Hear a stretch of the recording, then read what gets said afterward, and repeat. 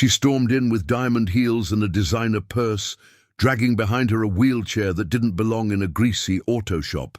Everyone stopped. Tools dropped. Conversations halted. The moment her cold eyes locked with the mechanic's, everything shifted. He didn't flinch. He didn't bow. He walked up, looked her straight in the face, then knelt beside the girl and whispered, "I can make your daughter walk again." The billionaire woman blinked once, then froze. "Let's begin." It was nearly 11 a.m. when the garage door slammed open. Not the usual creak and slide, but a hard, sudden slam that made every man in the place look up from their stations. The laughter stopped. The hydraulic lift hissed down as Anthony, one of Ethan's part-timers, nearly dropped a transmission casing. And there she was, Vivian Lancaster, the woman from the magazine covers, the face of Lancaster Global. The same woman who'd humiliated 2 Wall Street analysts in a viral boardroom clip last week. Her lipstick, unbothered, her heels, blinding, her energy, dangerous, except this time she wasn't alone. A girl sat in the wheelchair, thin, stiff, and small. Her hair was dark and shiny like her mother's, but her eyes were vacant, haunted. Her legs, neatly dressed in expensive leggings, hung motionless. Vivian didn't introduce herself. She didn't have to. Instead, she said loud and clear, "Where's the mechanic who won't shut up about nerve restoration?" Ethan Cole stepped out from the back. T-shirt stained with axle grease, jaw shadowed with stubble. He looked like someone who fixed old Mustangs for fun and fought off sleep with coffee and regret. "That'd be me," he said. "But you're not here for a car. I'm here because one of your idiot YouTube clips landed in my inbox 27 times this week," she snapped. "You said you can rebuild nerve pathways. You said you've done it before. I'm here to say, if that's a lie, I'll end you in court." Ethan walked over, eyes locked on Clara, the girl in the wheelchair. "Clara," he said gently. She didn't answer. Her eyes flicked to her mother, then back down. "She doesn't speak to strangers," Vivian said coldly. Ethan crouched. "Good thing I'm not one. I'm someone who's about to make her move her toes again." Vivian's expression cracked. "Barely. You're a mechanic, not a neurosurgeon." Ethan didn't stand. He reached forward and gently tapped a nerve cluster just below Clara's knee. Her foot twitched barely. Vivian's mouth parted. "I rewired a kid's spine in Fresno using neuroelectric mapping and physical reprogramming. I worked under 2 surgeons who now steal my blueprints. You're a fraud." "Then walk out." "No charge, but if you stay, don't insult me in front of her." Vivian took a slow breath. Clara looked up, and for the first time in months, her fingers curled.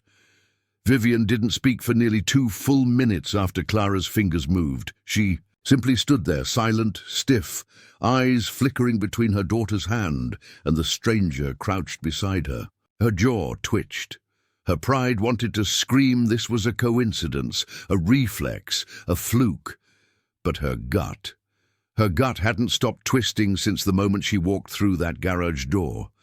Clara, however, blinked. Not once, not twice, but rapidly. Like something inside her brain had just rebooted, Ethan stood finally, brushing his hands on his pants. 3 weeks, he said.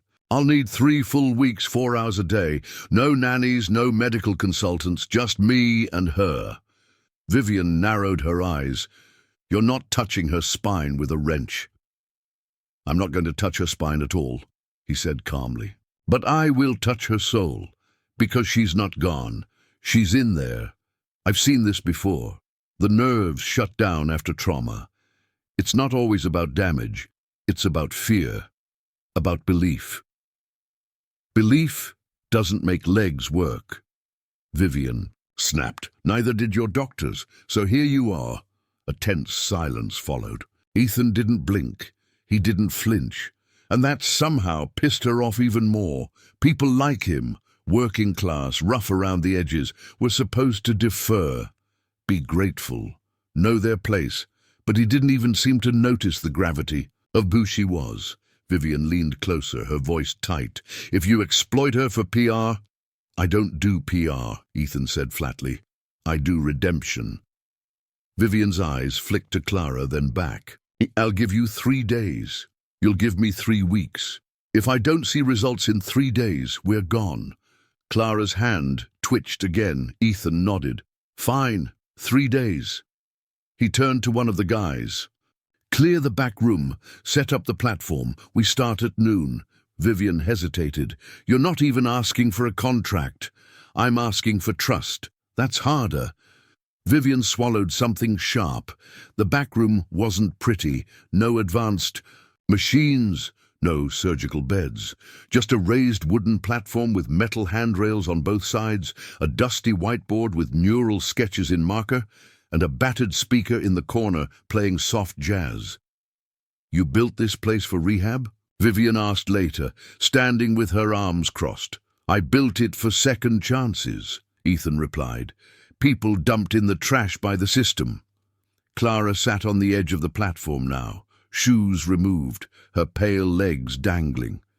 Ethan knelt. In front of her again, soft-spoken but focused. Clara, he said, I'm going to press this point behind your ankle. If it tickles, blink once. She blinked. Instantly, Vivian gasped. Again, Ethan said, pressing slightly higher. Blink. Your brain's listening, he said, smiling at Clara. It just stopped talking to your legs because it thought it wasn't worth it. We're going to remind it who's boss. Vivian stepped forward. What are you actually doing? Stimulating dormant synaptic memory through pressure recognition. You call it hocus pocus. I call it pattern mapping. Do you have a degree? No, I have scars. And a brother who walked out of a hospital because I believed he still could. Vivian paused. For a moment, something in her shifted. It wasn't agreement. Not yet. But it was the beginning of curiosity. That night, she didn't leave. She sat on a folding chair in the corner, watching Ethan work with Clara for hours. There was no magic, no sparks, no sudden miracles, just sweat, focus, and an awkward, strange trust forming between a little girl who hadn't spoken in months and a mechanic who smelled like oil and old coffee. By the end of the session, Clara had moved 2 toes. Vivian covered her mouth with both hands and silently wept. Vivian didn't sleep that night. She stayed in her car just outside the garage, her seat reclined, but her eyes never shutting for more than 5 minutes at a time. She couldn't bring herself to drive back to the penthouse.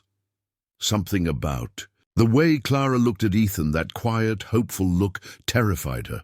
Not because it was wrong, but because it felt dangerously right. The last 6 months had been hell. After the accident, every top specialist from New York to Switzerland had looked at Clara's scans and sighed. The damage is too extensive, they all said. Permanent paralysis from the waist down. But now, a small-town mechanic with calloused hands and grease under his nails had made her daughter move her toes, and she couldn't understand why. That filled her with more fear than relief. The next morning, Ethan arrived early, before sunrise. He didn't look surprised to find her car still parked out front. In fact, he barely acknowledged it, just walked into the garage, turned on the lights, and started cleaning up a few scattered tools from the night before. Coffee's on the counter, he said over his shoulder. Vivian didn't move. She stared at him from the driver's seat, fingers gripping the steering wheel. She felt invaded. He saw too much, not of her body, but of her soul. He saw through her power suit, through the defenses she'd built, and straight into the frightened mother she tried desperately to bury. But she eventually got out and followed the smell of strong, burnt coffee into the garage. Clara was already there, wide awake, dressed in a simple t-shirt and joggers, her hair tied back, and for the first time since the accident, she was smiling. "Hi, Mr. Ethan," Clara whispered. Vivian froze mid-step. She turned sharply. "What did you just say?" Clara blinked. "Hi, Mr. Ethan." Vivian's lips parted, stunned. She hasn't spoken voluntarily in 6 months. Ethan didn't react much, just gave a small smile. Sometimes the body follows the mind, and sometimes the mind waits until the soul feels safe. Vivian swallowed hard. What are you? I'm a man who learned to listen after losing everything. Later that day, they worked for 4 hours straight. Ethan taught Clara to reconnect, sensation and control through a method he called echo mapping. He used tools that weren't medical, modified engine sensors and car wiring to trigger certain muscles. He had her hold small car parts between her fingers to build grip strength, balancing pressure with memory. Vivian watched, arms crossed, trying to hide her awe. "Do you ever take a break?" she asked after 3 hours. Ethan smirked, not looking up. "Breaks are for people who can afford to waste time. She's got a deadline, and I made a promise. You don't even know us. I know enough." Vivian sat down slowly on the old office chair in the corner. "Why do you care so much?" Ethan paused. He finally turned toward her. "My brother was 17. Hit a telephone pole on a rainy night. The doctors told my mom he'd never lift a fork again. He walked out of rehab 6 months later because I didn't listen to them." Vivian's voice softened. "And your brother now?" Ethan looked away. He didn't make it. Silence. "I kept him alive longer than they said. But trauma has layers. Physical, emotional. Sometimes it's not the legs, it's the guilt, and I didn't get to him in time." Vivian sat back. Something inside her cracked, and that's when she noticed it. A faint scar on the side of Ethan's neck, barely visible. Beneath his stubble, burned tissue. She didn't ask about it, but she knew this man had walked through fire, literally or metaphorically, and come out the other side not with bitterness, but with purpose. That night, Vivian tucked Clara into the makeshift bed Ethan had arranged in the side room, pillows stacked, blankets fresh, a small nightlamp lit. Clara looked happier than she had in months. Vivian lingered at the doorway. "Do you like it here?" she asked carefully. Clara nodded. "It smells weird, but Mr. Ethan doesn't treat me like I'm broken." Vivian turned her face away, eyes stinging. "Mom?" Clara's voice called. "Yes?" "You don't need to pretend. To be strong all the time." Vivian froze, and then, very quietly, shut the door and leaned her head against it. Her shoulders shook, not sobbing, just silent, restrained grief. Ethan appeared beside her without a sound. "She's going to walk." "I know it. I used to think money could fix anything," Vivian whispered. "Now I just want a miracle from a man who doesn't even have a medical license." He smiled softly. "Then you're finally looking in the right place." Meanwhile, what neither of them saw was the man parked 2 blocks down in a sleek, black Escalade. He watched the garage through binoculars. His hands gripped the steering wheel tight, and beside him sat a file. Ethan Cole. Classified military expulsion photos, reports, footage. This wasn't over. Ethan worked like a man chasing time. Not because he was desperate, because he knew time was the most fragile currency when it came to healing. Every motion Clara made now was proof. Her right foot, responsive, her left hand, gaining grip, her back, holding tension when upright for nearly 30 seconds. No machines, no surgical steel. Just Ethan, just connection. Vivian watched it all with mounting conflict. She wasn't used to being this helpless. In her world, money bent reality. She could move mountains with contracts, ruin enemies with a phone call. But none of that could get her daughter to take a step. Yet here she was, watching a man in torn jeans teach her daughter to hope again. But it didn't matter how far Clara was coming, because trouble had already caught up. 2 days later, 3:17 p.m. Ethan was alone in the garage when the Escalade pulled in. The tires didn't crunch gravel like most beat-up Fords that came through. No. This was a whisper on rubber, smooth and deliberate, the kind of silence that came before something loud. A tall man stepped out, charcoal suit. Shaved head, cold eyes. "Ethan Cole?" he said flatly. Ethan wiped his hands on a rag. That depends. You selling insurance or digging graves? The man didn't smile. Instead, he held up a file, thick, government seal, and a photo on the top that made Ethan stiffen. You've been working on the Lancaster girl, the man said. Ethan's jaw tightened. So, you've got history that her mother wouldn't appreciate. You're from the department, Ethan said quietly. No, I'm from the part of the government that doesn't put its name on doors. You were supposed to keep your head down, Cole. You walk away from classified tech. You don't start modifying it in small-town garages. She's a child, Ethan said slowly, stepping forward. She's a Lancaster, the man snapped. Do you think they'll let this slide when they find out you used unauthorized military neurotech on a billionaire's daughter? Ethan's voice was low and controlled. I'm not hurting her, I'm healing her. Intent doesn't matter when headlines hit. You've got 24 hours to shut this down, or we shut you down. The man turned, got back in the car, and drove. Off. Ethan stood there for a long time. That night, the confession Vivian found Ethan staring at blueprints laid out on a battered table. He didn't speak, not at first, just kept tracing lines on a neuro-simulation sketch with a pencil so worn the eraser was gone. What's wrong? She asked.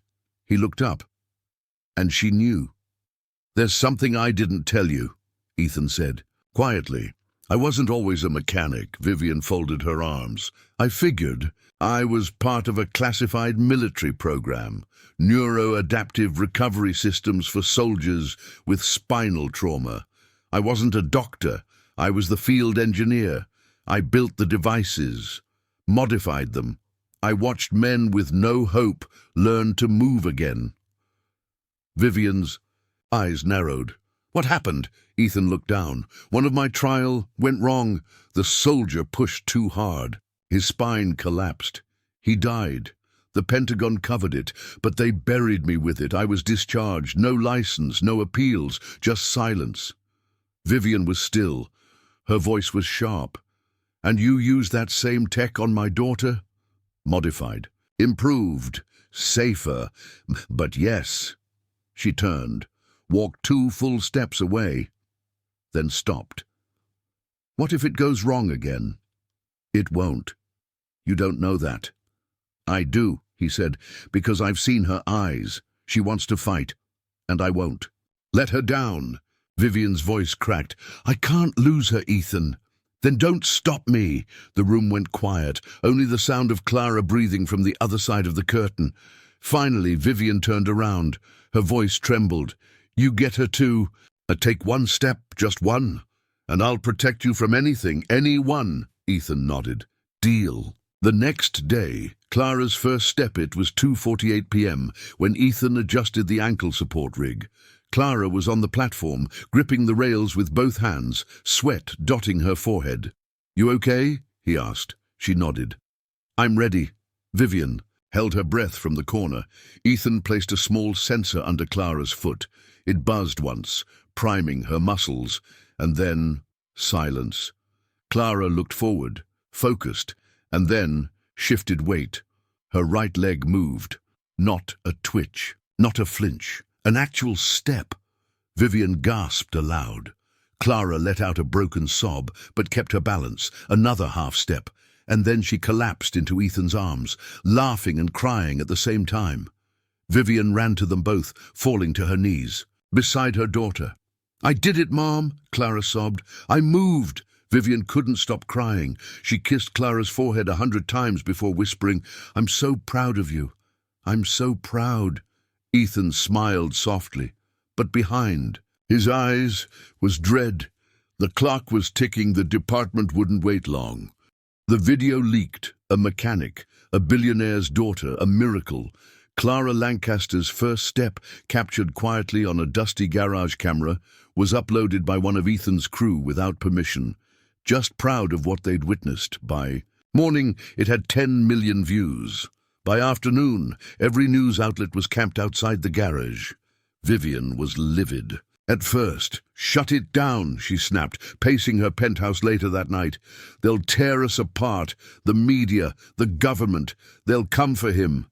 Ethan stood quietly at the window, watching the chaos unfold below. I didn't ask for this. I know you didn't, Vivian said, but they're digging now. They know your past, that you were discharged, that someone died under your tech. Ethan turned, calm, tired. I told you the truth, and I believe you, she said quietly, but belief doesn't stop lawsuits. They were both silent for a long time. Then she asked softly, if you could go back and do it all again, would you? Ethan nodded without hesitation. She walked. That's all I need.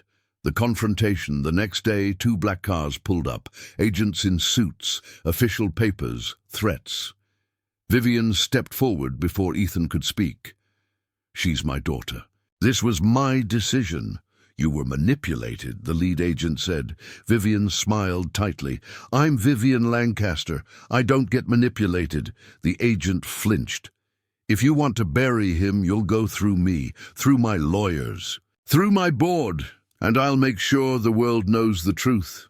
You'd risk your empire for this man? The agent asked. She looked at Ethan, then at Clara, standing weakly beside the rail, holding herself up. Yes, Vivian said. He gave me my daughter back. I owe him more than I've ever owed anyone. 6 months later, the coal method was legal. Clara ran across a beach in California, kicking water into the air. Ethan watched from a distance, a small smile on his face. Vivian sat beside him, sunglasses hiding her eyes. She's fast, Ethan said. Vivian nodded. She's free. You fought for me, he said. She looked at him. You didn't just fix her legs, Ethan. You fixed something in. Me too. They sat in silence, side by side. Sometimes redemption doesn't come with applause. Sometimes it walks in quietly, on new legs.